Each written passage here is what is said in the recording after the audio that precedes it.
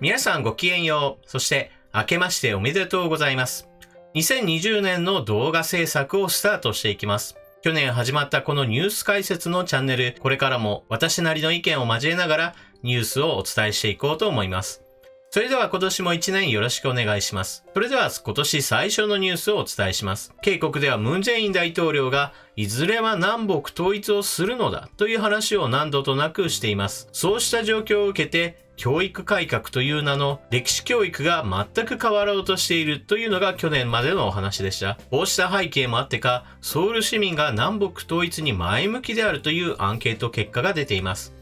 それでは一体どのようなアンケートが行われたか見ていきましょう。それではニュースをお聞きください。南北統一は必要と考えるソウル市民はどれくらい？ネットでは否定意見多数。2019年12月25日、渓谷ニューシスによると、ソウル市民の約7割が南北統一は必要と考えていることが分かった。記事はソウル市が25日に公開したソウル市民の南北交流協力の意識調査の結果を伝えている。それによると、南北統一は必要と回答したのは 74.2% で、統一は必要ないという回答は 25.9% だった。統一の時期については20年以内と予想する人が 25.6% で最も高かった。一方で、統一は不可能という意見も 17% に達したという。また、統一後に最も期待される社会問題の改善分野としては、経済成長率 35.4% が最も多く上がり、理念葛藤 31.3%、失業率 18.8% などが続いたという。ただし、南北関係の認識についての質問には否定的な回答が目立ったといい、5年以内の南北関係の展望を良くなると考える人は 39.5% だった。北朝鮮の非核化の可能性については 71.1% が低いと回答したという。今回の意識調査は昨年12月以来1年ぶりに実施された。調査は満19から69歳のソウル市民2000人を対象に先月26日から今月3日まで行われた。これを受け、渓谷のネット上では南北交流に賛成、損はしない、だから早く進めてと南北統一に前向きな声も上がっているが、多くは今の北朝鮮が統一できる状況？賛成と反対が逆じゃなくて、渓谷内でも分裂してるのに何が統一だなど否定的な声となっている。また、北朝鮮好きのムン・ジェイン政権が結果を操作したのではと疑う声も上がっている。ムン・ジェイン大統領は何かことあるごとに南北統一はいずれやらなければならないこととして意気込みを語っています。しかしそのメリットは何かといういわゆる理路整然と考えた場合に、南北朝鮮の統一といったものは全く具体的ではありませんし、そのデメリットは計り知れないものがあります。一体どちらの国の体制に基づいて統一するのかといったまともな議論は全く行われていません。ですからここで行われているアンケートも、いずれは朝鮮半島は統一すべきだ。民族が同じなのだから一つの国になるべきだ。というかなり曖昧な抽象的なイメージに基づいて、それはいいことだという意見がまかり通っていることがわかります。この背景にあるのが何といっても教育の問題です。渓谷においてはこの教育というものが諸悪の根源になっています。例えば私の動画においても小学校、中学校、高校、大学と反日教育が行われているよというお話は少し取り上げたのですが、同じように北朝鮮に対する記述が近年ではどんどんと減っているというお話をしています。北朝鮮の体制が明らかに独裁政権下において人々が弾圧されているといった問題や、北朝鮮から軍事的な挑発を受けており、破壊工作なども過去には何度も行われたという事実があります。しかしそうした事実を歴史の教科書から削除して、北朝鮮とは同じ民族なのに2つの国家に分かれているということだけを強調するような内容に変わりつつあります。そこには現状がどうなのか、そして実際に統一というものを考えたときに一体何が起こるのかといった負の側面については一切触れていません。あくまでも民族が2つに分かれたという悲しい物語を子供たちにすり込んで、いずれは統一しなければならないなということを教育現場においては教えているのが現状です。こういった話をしたときに皆さんは、いやそんなことをいくら教育したところでインターネットで調べれば真実はすぐにわかるではないかと思う方もいるでしょう。確かにその通りです。しかし日本のことも考えてもみてください。調べればわかるじゃないかという話の裏には、調べない人がたくさんいるという事実もまたあるのです。例えば、日本や英国においては、反日種族主義という本が大ヒットになりました。これは英国のこれまで行ってきた教育内容というものがかなりの部分誇張や捏造といったものが紛れ込んでおり、実際の歴史とはかけ離れているのではないかという指摘された本なのですが、この本がいくらヒットしたといっても10万部、20万部といった世界であり、何百万部、400万部、500万部といったような多くの人に読まれているものではありません。あくまでも関心を持っている人たちが手に取って、ああ、本当はこうだったのかもしれないと、教育に疑念を持つ程度に過ぎません。なぜならば、子供たちに配られている学校の教科書というのは毎年100万部程度が出ています。小学校、中学校、高校、大学というレベルで考えれば、700万部程度の教科書というものが出回っており、それだけの人たちが学んでいるのに比べれば、10万部、20万部というのはあくまでも微々たる数に過ぎません。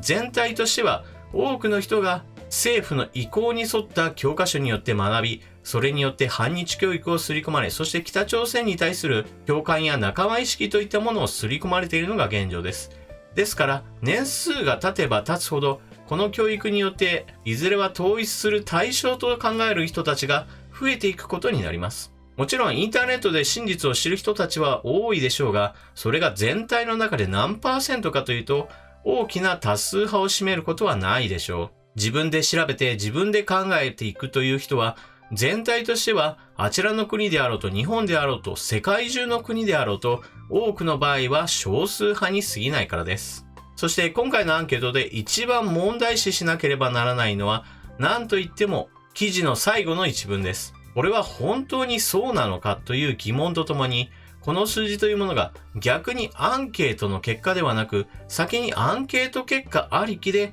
何か結果が発表されたのではないかといういわゆる世論操作の疑いを持たれていることです。この世論操作のやり方というのは見た目には公平にすることができます。それは特定の人たちに対してアンケートを取ることです。広く一般の人たちに対してアンケートを行った場合、その意見というのは偏りが少ないものになります。しかし、特定の層に向けてアンケートを行った場合、偏ることがあります。例えばこの場合であれば、ムン・ジェイン政権に賛成しているという人たちばかりにアンケートを行えば、政権にとって都合のいいアンケート結果が出ますし、同じように野党支持者にだけ絞ってアンケートを行えば、ムン・ジェイン政権にとっては好ましくない結果に偏ることになります。そういった意味において、このアンケートは特定の支持政党を持った人たちにだけ調査を行ったのではないかと考えることができます。現在、ムン・ジェイン政権は春に行われる国会の総選挙に向けて世論操作もしくは世論の誘導というものに非常に積極的な時期でもあります。それだけにこうしたアンケートの内容、そして結果というものはかなり疑ってかかる必要があります。皆さんはこのニュースについてどのような考えをお持ちでしょうか。ぜひともコメントを書き込んでいってください。それでは2020年最初のニュースとしてはここまでになります。そしてここからは2020年最初の余談といきましょう。今回取り上げる余談は2020年の未来予想についてです。特に今回はムン・ジェイン政権の今後について予想していきましょう。まず未来予測をしていくにあたって一つの前提条件があります。それは私が今話すことというのはあくまでも現時点のお話です。未来予測の難しいところは現在の延長線上でどうなるかといったことをお話しするわけですが、実際には様々な条件が変わることによって未来予測というものはどんどんと変更されていきます。例えば1月の時点ではこうなるはずだというお話をしたとしても、2月に全く同じ題材について未来予測をしたとしても、その1ヶ月の間に様々な条件が変わることによって全く違う未来予測を私が口にすることは十分にあるからです。未来は常に変動しており、確定されたものではありません。ですから、現時点の予想というものは、必ずしも時間が経ってから見た場合、当たるかどうかなど、かなりあやふやなものだと思ってください。未来を断定できる人間などどこにもいないというのが私の考え方です。それはそれとして、ムン・ジェイン政権の今後についての未来予想をしていきましょう。まず第一に春に行われる総選挙。これには、ムン・ジェイン政権は基本的には勝つと考えています。一体なぜそのように考えているかといえば、それはムン・ジェイン政権が今、ばらまきを非常に熱心に行っているからです。K 国の国家予算はスーパー国家予算と呼ばれるほどに過去空前の予算額が積み上げられています。そのスーパー国家予算と呼ばれるかなりの多くなお金が年前半に執行されることが決まっています。これは明らかに選挙を意識したものです。K 国で行われているこのばらまきの予算というものは、私は得票にはつながると考えています。選挙に行きやすい高齢者層に非常に多額のお金を投入しているというのが特徴で、これによって票につながると考えているからです。これは日本においてもそうなのですが、若い人たちに予算をつけるよりも、高齢者の人たちに対する社会福祉保障というものを充実させた方が、多くの得票を得られるということが分かっています。これは若い人たちが投票に行かないのとは逆に、高齢者の人たちは積極的に投票に行くということが分かっています。投票に行く人たちに対してより多くの予算配分を行うということによって、より多くの票を得ようというのはかなり分かりやすい行動だと言えます。そしてこの分かりやすい行動というものをムン・ジェイン大統領は何のためらいもなく行っています。こういった高齢者層向けの福祉政策の充実というのは、その時は確かに効果があると思います。しかし多くの場合、後になってその福祉政策をいかにして削るかというのが大きな問題となるものです。高齢者の健康医療費負担というものが、田中角栄時代において自己負担割合が5割から大幅に下げられました。問題なのはその負担割合をいかに上げるかというのがかなり困難なことです。高齢者の人たちは非常に多くいて、負担割合を上げることによって選挙に大逆風が吹くというのは間違いないからです。ですから人気取りのために社会保障を充実させるというのは、後々の負担というものに耐えきれなくなることが日本の場合でも分かっています。ムン・ジェイン政権の場合ではこうした高齢者に対する社会保障について充実させるというのは、自分たちの代で考えていればさほど気にしていない面があります。今の政権の支持率をいかに上げるかというのが大事であって、未来においてその負担を一体誰が負担するのかといったことは全く考慮していない面があります。ただし、ここでした予想にはかなり多くの変数が含まれています。それは特に政治的な闘争というものを考えた場合にどうなるかは誰にもわからないという点です。例えば、政権与党に大きなスキャンダルが発生した場合などや、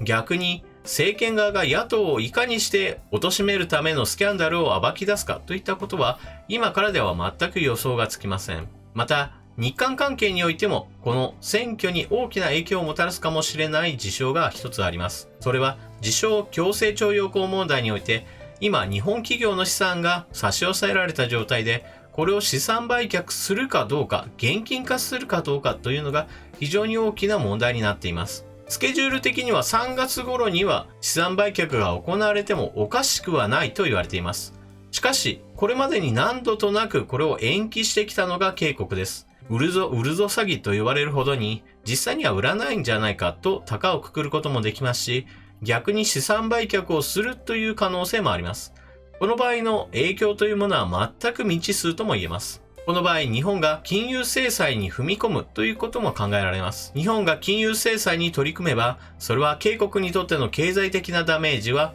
計り知れないものがあります。しかし政治的な意味においては、これがムン・ジェイン政権を助ける可能性というものもあります。なぜならば、反日教育の行き渡ったあの国において、日本が金融制裁をしたとなれば、反日感情を煽るには非常に良い材料になるからです。K国においては与党であろうと野党であろうとも反日においては手を組むことができる国です。日本側から金融制裁をすることによって、むしろ反日感情が高まり、この場合、経済にダメージは出るが、ムン・ジェイン政権の政権支持率は上がるという非常に奇妙な光景を見ることができるでしょう。そういったわけで、ムン・ジェイン政権、まず春の国会での総選挙というのは基本的にはムン・ジェイン政権が勝つであろうということを予想しています。その勝因はスーパー国家予算と呼ばれる過去空前の国家予算によってばらまき政策が行われ、そのばらまき政策によって国民を手なずけるということが一つの勝因になると考えているからです。しかし選挙はどのような要因によって動くかはまだまだわかりません。